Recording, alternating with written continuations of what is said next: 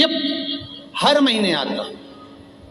जब आपके हृदय में कभी कोई बात आ जाए कि बाबा आज मेरा मन ये कह रहा है और आपको सुनना है बाबा, आपको स्वीकारना है बाबा, आपको मेरे मन की बात जानना है बाबा, बस हाथ में चंदन लगाया, बेलपत्री का भाग इस तरह से पकड़कर शिव जी से अपने हृदय की बात कहकर, मेरे देवाधिदेव महादेव से दिल से कहकर, अशोक सुंदरी वाली जो जगह होती है, आपको बताया है अशोक सुंदरी का जो स्थान होता है, ये शिवलिंग या अशोक सुंदरी की जगह, इस बेलपत्र को अशोक सुंदरी वाली जगह पर जहाँ शिवलिंग है, शिवलिंग की साइड पर पहले नंबर की पत्ती का मुख होना चाहिए, बस उसको रख दीजिए और उस पर थोड़ी देर हाथ रखकर अपने हृदय की बात मेरे महादेव को दिल से कहकर आ जाइए। अगली सोमवार की अष्टमी या अगला प्रदोष या अगली शिवरात्रि जब आती है, मेरा महादेव आपकी मनोकामना का भाव पूर्ण करता है। ये शिव तत्व है। एक बात अपने जीवन में उतार कर रखिएगा, सोमवार की अष्टमी, शिवरात्रि या सोमवार, प्रदोष, बन सके तुम्हारे पास में शिवालय हो या बेलपत्री का वृक्ष हो, वहां दीप दान अवश्य करना चाहिए। अब एक बात का स्मरण आपको रहे थोड़ा सा, अगर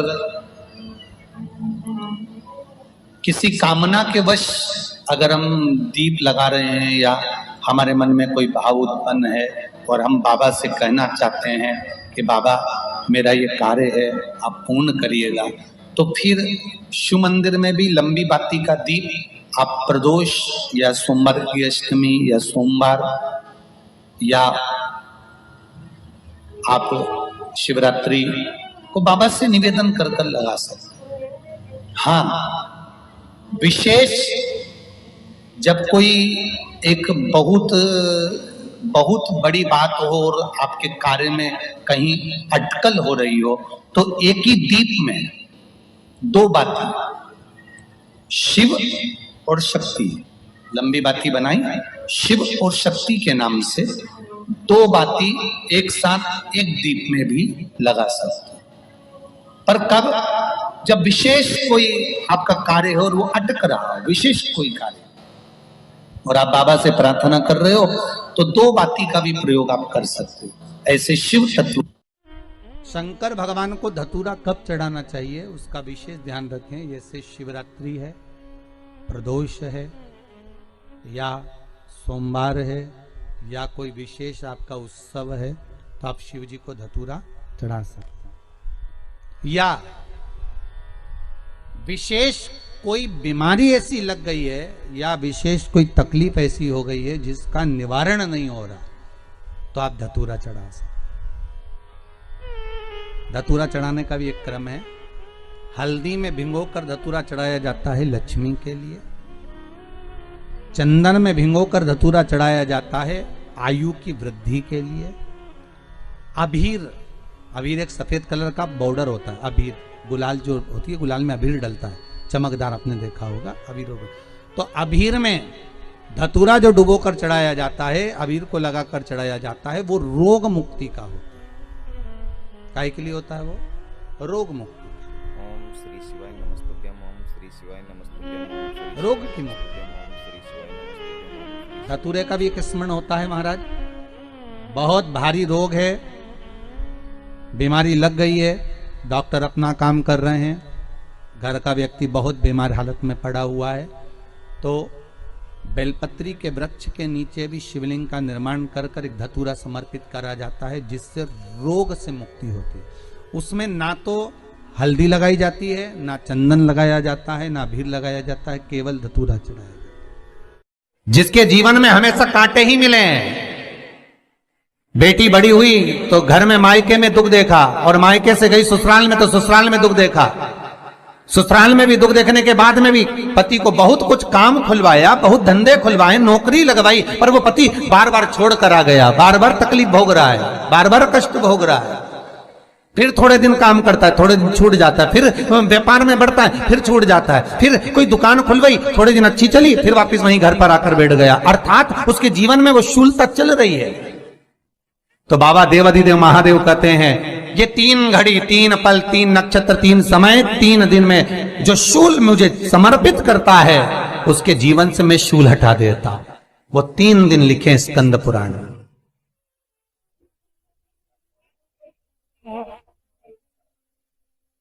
महाराज, बैसाख महीने में जो प्रदोष आती है, बैसाख के महीने में बहुत ध्यान से सुनना भाई, जो अपनी जिंदगी से बहुत तंग आ गए हो, परेशान हो गए हो, कष्टमय जीवन जी रहे हो, बहुत दुखी हो गए हो, उनके लिए ये स्कंद पुराण का चरित्र फिर मिले ना मिले, आप प्रेम से सुन लो भाव से। पहला, बैसाख महीने की प्रदोष, चाहे वो शनिचरी प्रदोष हो, चाहे रविवार की हो, सोमवार की हो, मंगल की हो, बुधवार की हो, गुरुवार की हो, शुक्रवार की हो, शनिवार की हो, कोई भी वार की हो, पर बैसाख महीने की प्रदोष, प्रदोष काल में शाम का समय सूर्य डूब रहा हो, बस डूबा ही हो, और उस समय पर सूर्य के डूबन के तुरंत बाद बाबा को धतूरे के साथ में बेलपत्री ना चढ़ाते हुए बेलपत्री के वृक्ष के 7 कांटे बाबा के शिवलिंग पर समर्पित करे जाते हैं महाराज, अपनी जिंदगी में अड़चनों को हटाने के लिए। फिर आप जिस व्यापार में उतरे, जिस व्यवसाय में उतरे, जिस नौकरी में उतरे, आप दिल से करें, आपको तरक्की मिलेगी। आप हार नहीं सकते, नीचे नहीं आ सकते, उन्नति पर ही चढ़ेंगे। एक वैशाख मास की प्रदोष, दूसरा शिवरात्रि के दिन मध्याह्न का समय। महाराज,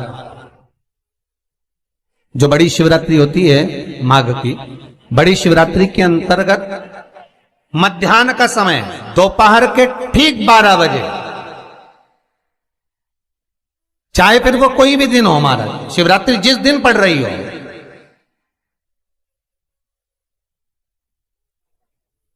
उस दिन भी धतूरे के साथ बाबा को 7 कांटे बेलपत्री के वृक्ष के समर्पित होते हैं महाराज। इसमें आप ये वाले जो कांटे हैं, जो शिवरात्रि के दोपहर 12 बजे वाले हैं, अगर कोई मदिरा पीने वाला हो, व्यसन में डूबने वाला हो, कोई जुआ खेलने वाला हो, कोई गलत वैश्यावृत्ति करने वाला, या अपने मार्ग से विचलित कोई व्यक्ति है, उसके लिए भी ये कांटे बहुत काम आते हैं महाराज।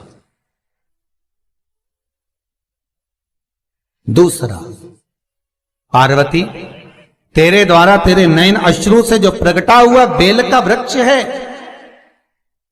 द्वितीय शूल मैं वहां धारण करता, तृतीय शूल, तीसरा शूल जो वर्णन करा गया महाराज, भगवान श्रावण के महीने में जो भी दूसरा सोमवार पड़े, जो भी पड़े, श्रावण के महीने का जो दूसरा सोमवार होता है, उस दूसरे सोमवार में रात्रि के समय पर, अर्थात शास्त्र अब घड़ी और पल का स्मरण करेंगे तो रात्रि के बजेंगे 10 से 12 बजे महाराज, 10 से 12 के बीच में धतूरे के साथ बाबा को शूल समर्पित होता है महाराज। ये भी हमारी बाधाओं को, हमारी तकलीफों को, व्यापार व्यवसाय के लिए, नौकरी सर्विस के लिए, बहुत सारे एग्जाम में आप बैठ लिए, गवर्नमेंट एग्जाम के लिए बैठ लिए, नहीं हो रहा, ये 3 बार मेरे शंकर को बेलपत्री के वृक्ष के शूल समर्पित होते हैं, उसका आनंद पाना और उससे अपने को सुख प्राप्त करना।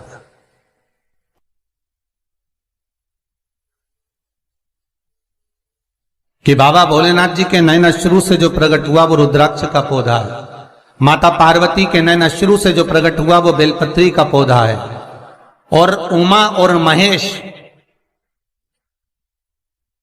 जिस महेश के वंशज है महेश्वरी,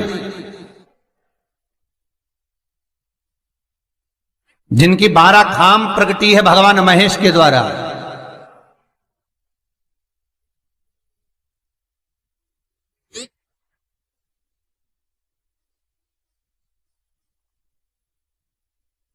वो महेश और उमा,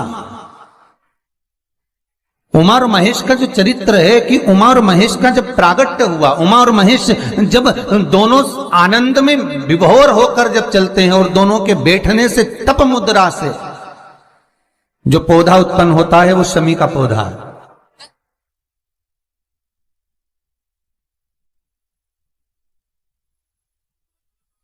शमी का पौधा।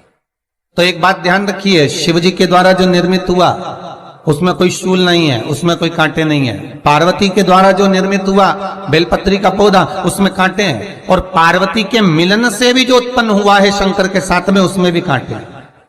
शमी के पौधे में भी कांटे हैं, शमी के वृक्ष में भी कांटे हैं।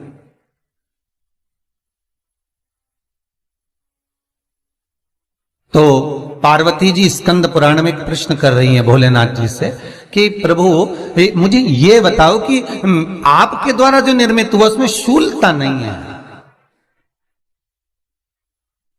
पर मेरे द्वारा जो निर्मित हुआ उसमें शूल क्यों आया है, उसमें कांटा क्यों आया है? थोड़ा सा माताओं, मेरी जीजियों, आपको थोड़ा बुरा तो लगेगा इस प्रसंग को सुनकर, पर लग जाए, पर आज कथा निकली है तो सुन लो है कि शिवजी जिस रुद्राक्ष को उत्पन्न कर रहे हैं उसमें शूलता नहीं है, पर पार्वती जी जो संग में मिली हैं उसमें भी शूलता है, और पार्वती के द्वारा जो प्रकट हुआ बेलपत्र उसमें भी शूलता है। तो भगवान महादेव बोलते हैं पार्वती, मैं तुझे कुछ कहूं और कहने पर तुझे तेरे हृदय में कोई बात चुभे, शूल लगे तो मुझे ठीक नहीं लगेगा। नहीं नहीं नहीं, आप कहिए प्रभु, मैं सुनने के लिए तैयार हूं, आप तो बोलो कि कारण क्या है। भगवान कहते हैं पार्वती, बस अंतर इतना है, नारी का जो स्वभाव होता है, स्त्री का जो स्वभाव होता है, उसके हृदय में छोटी छोटी बात के शूल बहुत होते हैं।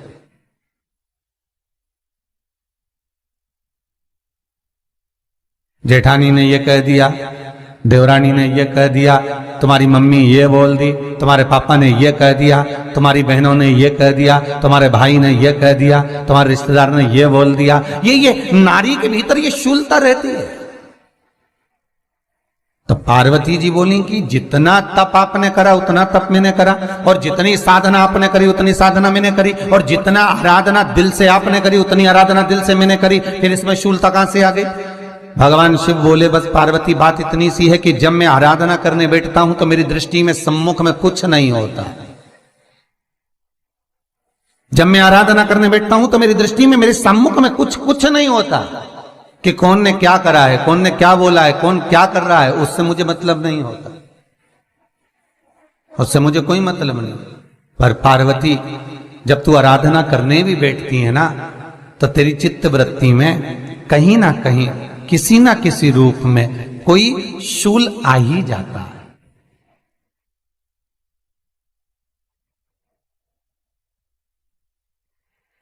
कई माताओं की आदत देखी साहब, भगवान की सेवा करने बैठी है तो भी भीतर थोड़ा सा शूलता भरी हुई है। महाराज बताओ, इतने सारे भगवान इकट्ठे कर लिए, मैंने बोला था बहू से कि वहां रख लेती है, बताओ इतने सारे यहां पर लाकर रख दिए हैं, अब इसकी सेवा करना पड़ रही है, अब ये करना पड़ रहा है।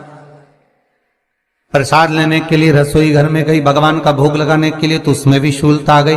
इतने घंटों से मैं सामान ढूंढ रही, फ्रिज में मिल ही नहीं रहा, मैंने रख के गई थी, भगवान जाने कहां चले गए। भगवानों को वस्त्र पहना रही है तो शूलता है। अलमारी का ड्रॉज खोला, इसमें मैंने सामान रखा था, ना जाने भगवान का श्रृंगार कहां चले गया, कौन ने हाथ लगाया, फिर शूलता आ गई। भोजन करने बैठे तो शूलता है, कोई कार्य के लिए जा रहे हो तो शूलता है।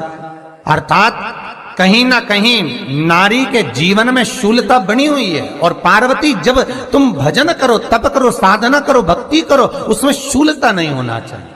श्री शिवाय नमस्तुभ्यम, ओम श्री शिवाय नमस्तुभ्यम, ओम श्री शिवाय नमस्तुभ्यम, ओम श्री शिवाय नमस्तुभ्यम, ओम श्री शिवाय नमस्तुभ्यम, ओम श्री शिवाय। पार्वती जी ने कहा, भोलेनाथ तो क्या आप मुझे स्वीकार नहीं करेंगे बेलपत्री के रूप में?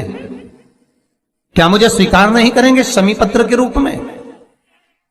पद्म पुराण, स्कंद पुराण, लिंग पुराण, नर्मदा पुराण और शिव महापुराण, ये सारी पुराणे वर्णन करती है। पार्वती जी का खंड आनंद वर्षित कर रहा है, वर्णन कर रहा है। पार्वती खंड वर्णन कर रहा है, सती खंड वर्णन कर रहा है। उमा संहिता वर्णन कर रही है। क्या आप मेरा ये बेलपत्र का स्वरूप आप धारण नहीं करेंगे? इसमें शूलता है, इसलिए भगवान कहते हैं नहीं नहीं, धारण तो करूंगा। वो केवल शिवरात्रि के दिन करने का होता है। शिवरात्रि का प्रसंग कहता है अपने मन की अभिलाषा रखकर तुम्हें जो चाहिए प्रकार। आप लोगों ने भी पढ़ाई करी होगी, हमने भी करी। ऐसा रहता, उसमें नोक रहती है या पेंसिल उसमें भर देते हैं और उससे ऐसा पेज घुमा घुमा के उसको कस देते। वो ऐसा रखते, कॉपी पर ऐसा रखा जाता, फिर उसको ऐसा घुमाते घुमाते कि नहीं घुमाते?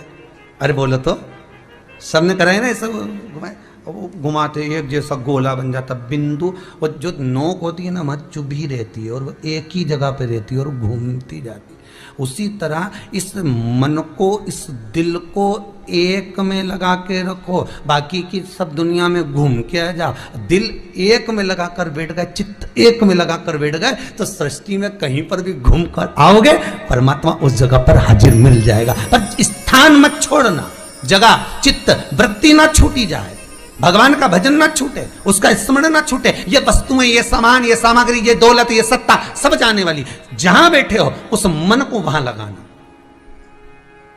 हम तो यहां तक कहते हैं, यहां तक कहते हैं होटल में जाओ तो दिल होटल में लगा लो, होटल में जाओ तो दिल होटल में लगाओ, खाने में लगाओ, बफेट में जाओ तो बफेट में लगाओ, शादी में जाओ तो थोड़ा रिश्तेदारों में लगाओ, और अगर सत्संग में आओ तो मेरे भोलेनाथ में लगाओ। दिल लगाना ना भूलिएगा। परमात्मा को थोड़ा समय जितना दे रहे हो, 3 घंटा, 2 घंटा, 2.5 घंटा, 1 घंटा, आधा घंटा, जितना हम भगवान को देना, उतनी देर भगवान में चित्त होना चाहिए, उतनी देर भगवान में मन लगाना चाहिए। पर ना जाने दुनिया के लोग कहां चले गए, वह मोबाइल ने सब हटा दिया। हर 15 मिनट में ऐसी याद आए ना व्हाट्सअप खोल के बैठ जाए। आप इस त्रिपुंड 3 रेखा का दर्शन भगवान विष्णु के मस्तक पर भी कर सकते हैं। आप ये 3 रेखा का दर्शन स्वयं ब्रह्मा के मस्तक पर भी कर सकते हैं। आप ये 3 रेखा का दर्शन स्वयं भगवान कृष्ण के मस्तक पर भी कर सकते हैं, श्री जी बाबा के मस्तक पर भी कर सकते हैं इस त्रिपुंड का दर्शन। बस अंतर इतना है, शिव जो त्रिपुंड लगाए हैं वो आड़ा है। तिरुमाला में जो तिरुपति बाबा का अपन दर्शन करते हैं, जो त्रिपुंड लगाए हैं वो खड़ा है, 2 सफेद बीच में लाल। मेरे श्री जी बाबा ने भी अपने मस्तक पर त्रिपुंड धारण कर रखा।